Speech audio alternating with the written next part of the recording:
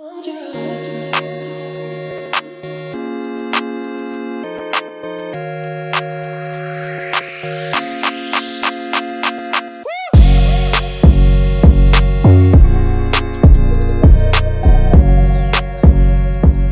going on, guys? Good morning. Welcome back to United View. Welcome back to another edition of the Morning View. Hope everyone is doing very well. Having a good Thursday morning. Plenty of Manchester United news to get into, as always. Of course, the biggest is the latest updates when it comes to Sir Jim Ratcliffe. His plans once he receives sporting control of Manchester United, which is part of his, not an acquisition, an investment of over, was it 1.3 billion pounds for 25% of the club. Obviously, the first domino to fall was yesterday when it was confirmed that Richard Arnold, Manchester United's chief executive, would be leaving the organisation at the end of December. In addition to that, Patrick Stewart has been named the interim CEO. But we've got more details on who's favoured to take the position in the long term, as well as the overall restructuring plans that Ineos are seemingly drafting together at this point too, as well as details on a couple of, hidden, not known, and secret visits that Sir Dave Brailsford has made to Carrington recently, overseeing and beginning this audit of what's going on at Manchester United as well. So plenty to get into. So be sure to smash a like on the like button. Be sure to subscribe, bottom right-hand corner. Let's start off with Ben Jacobs and what he said about the departure of Richard Arnold that was announced, of course, yesterday. He has said the following: Richard Arnold's departure is the clearest indication yet that Jim Ratcliffe is close to finalising his 25% and taking sporting control. However, sources close to Ineos say his departure was a personal decision and not driven by them. Jean-Claude Blanc is expected to be the new long-term CEO. Ratcliffe aims to undertake a full club review before making a series of executive changes. Arnold will be around until December during what is being termed as a, quote, transitional period. Now, it's a strange one. The way that Ben Jacobs has phrased this, because he's put in two sentences or three sentences there, sort of two parts of this tweet, and they kind of contradicted each other. So the first part says Richard Arnold's departure is the clearest indication that Jim Ratcliffe is close to finalising his 25% and taking sporting control. But of course, we know he can't actually make those changes at the moment because the deal isn't done. In addition to that, once the deal is announced, which is expected to be next week, there is a 6 to 8 week period where Ineos can't make any operational changes because it has to go through the fit and proper owners test, etc. It has to go through all of these checks and balances. But then it says in the second part of it that, well, actually it was Richard Arnold, it was a personal decision, it was not driven by them, but at the start he said it was driven by them. It's a very strange one. Certainly, I don't think you can say that it's got nothing to do with Ineos, because clearly it does. I suppose Ineos have to say that, it's got nothing to do with us, but it's got something to do with them, certainly. Now, I did see some reporting, I think it was from the Muppeteers, it was mentioned in The Athletic as well, that Richard Arnold was one of the people at an executive level that pushed back on Sir Jim Ratcliffe's first offer to acquire 69% of Manchester United, and that was the Glazers shares, which were class B shares, I believe it was, or whatever it may be. And this has led to discussion online of, he wanted Qatar because he was more likely to keep his job and this, that, and the other. And I kind of pushed back on that a little bit because, again, I think that just as a shareholder, he wanted to offer, like the rest of them, that was going to benefit them. And that deal wasn't going to benefit them. Therefore, he was like, well, I'll push back on that, like a lot of minority shareholders did at Manchester United as well. Now, as far as the long-term replacement, as I mentioned, it's being reported by the likes of The Athletic, Ben Jacobs, and also Santi Ouna from Foot Mercato, saying that Jean-Claude Blanc is set to become Manchester United's new CEO once Ineos' purchase of the 25% has been completed. Now, as we spoke about yesterday, I think it's widely expected that Jean-Claude Blanc is going to be the new CEO. Even before the reporting yesterday, that was a general sentiment, wasn't it? He left a senior role at Paris Saint-Germain to become, was it the CEO of Ineos Sports? I don't know his specific title, but he's always been earmarked for this position. He's actually a really fascinating career when you read up about him, about the work that he did do at Juventus and picking them up after they were relegated to Serie B, and then kind of building them back to the force that they are today. Not involved in more of the scandalous side of Juventus that we've seen in more recent years. He was actually more involved in getting them out of Serie B, overseeing the project for their new stadium, reducing the debt, reducing player wages, and really sort of putting the foundation pieces in place to for that Juventus dominance that we saw within the sort of 2010s, where they won, was it Serie A, was it like a decade, 10 years or something like that. He was involved in the building of that. I think he left his role as the CEO or general manager, whatever his title was, around 2011, 2012.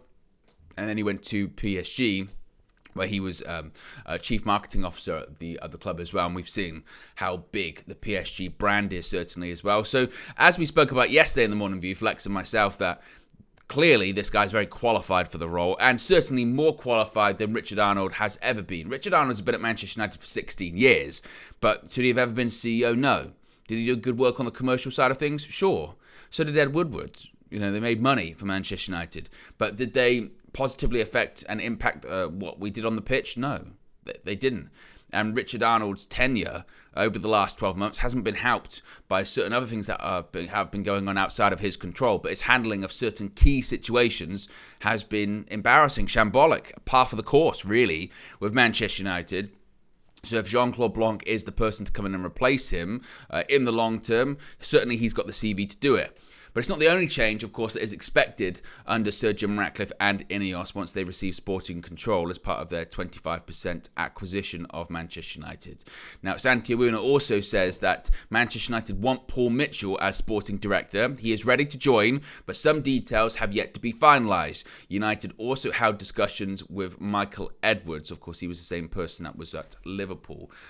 We kind of, again, already know that. I mean, these names that have been thrown around in the last 24 hours, so Jean-Claude Blanc, Paul Mitchell, they've been names that have been thrown around for weeks. It's been very clear and evident what Ineos' plan is once they do receive that power, that control over football operations at Manchester United. So now it's just a case of what's the timeline really looking like? How quickly can they get involved?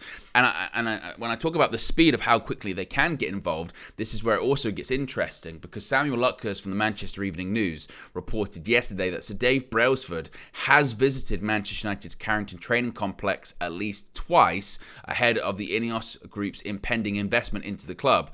Now, he went on to say that these were kind of sort of cloak and dagger, visits, and he was in a blacked out car and nobody really knew that he was there or anything like that. So we know that changes are coming, and maybe already the sort of auditing, if you will, is taking place. And Sir Dave Brailsford has already attended Carrington twice, and I'm assuming many more visits are set to come.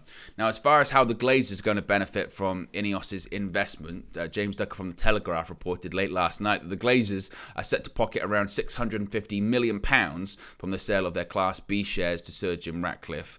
The other half of the estimated £1.3 billion will go to non-Glazer shareholders, because, again, this was kind of the crux of the matter, whereby initially Ineos just wanted to acquire the Glazer shares, and then you had obviously the minority shareholders push back, say, we don't think that's legal, we're going to sue you, we're going to sue the club, we'll tie you up in litigations in the Cayman Islands. And then because of that, we had David Hellier here on the channel from Bloomberg.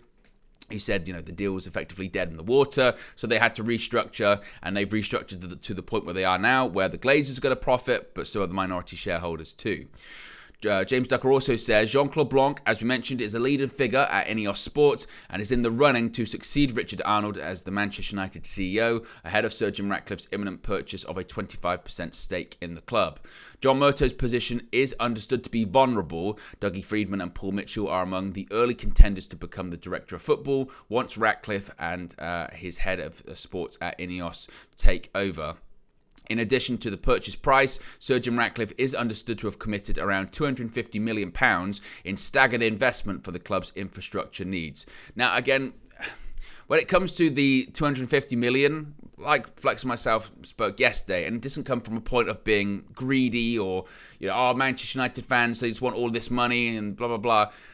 That is nowhere near enough, unfortunately, for what the infrastructure needs. If you're talking Manchester United's general infrastructure needs, we're talking about, you're going to need north of £1 billion for the stadium, widely reported yesterday. When it comes to the training ground, £250 million, that can really help when it comes to the training ground, certainly. But if you think that £250 million is going to fix Manchester United's infrastructure needs, then you need to have your head examined, because it's going to come, nowhere near. I mean, it's probably in the single percentages as to how much that's going to help overall in terms of United's overall general infrastructure needs. That's how much money is needed and required to fix all of those problems. So whilst any investment is welcomed, unfortunately at the moment it's not enough and there needs to be more. As far as the director of football position, as I mentioned, I think that's quite widely assumed it is going to be Paul Mitchell in that position as well. And change certainly is afoot. As I mentioned earlier on, these changes can't really come into place until the 25% investment is confirmed, is ratified, and then again there's going to be this operational gap before they can really do anything. So what does that mean for the January transfer window? Well, I saw a lot of people complaining about the January transfer window. That means January's ruined and all this kind of stuff. And unfortunately, and this is when we get, that's what I was mentioning yesterday, we have to think bigger picture. We can't just keep thinking immediate. Would it have been ideal if this was done in September? So by the time January came around, we could have operated? Of course it is. But are we shocked that this has been a delayed and drawn-out process? No, I'm not shocked. And again, what we can't do now is rush into things. We can't be like, they're just in position, right, let's spend money in January. We can't spend money in January. We're tied up from an FFP point of view. Even if we sell Jadon Sancho, we still might be tied up. There's still not a lot we can really do. And that's not to say to write off the season. If we can do something in January, do it. What we really need to do is get everything in place. What we really need to do is take our time. What we really need to do is make sure we get this right. We've had nearly 2 decades of getting things wrong. Particularly post Sir Alex, we've had a decade of just poor structure, poor decision making, rushing into things, not thinking about things, panicking, and it's led us to where we are now.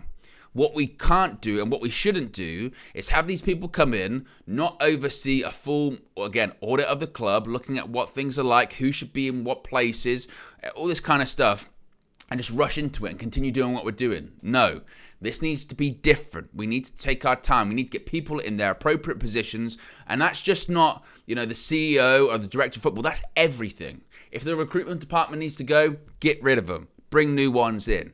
If the medical department needs to go, get rid of them. Bring one. We need to get all of this right first. We need to lay the foundations first, not rush in to all of these key decisions. And then come the summer, once everyone's in place, once there's a strategy, a long-term strategy in place, then we build from there. Forget January and, who are we going to get in January? Bigger picture. There's a bigger picture and there's a longer term plan that needs to be at play here. And hopefully Manchester United adhere to it. So there you go, guys. A bit of a short, sharp, sweet morning view this morning. Stay tuned. More content is going to be on the horizon today. Flex, of course, on Bloomberg too. So be sure to check that out. And I'll speak to you again very soon. Have a good one. Peace.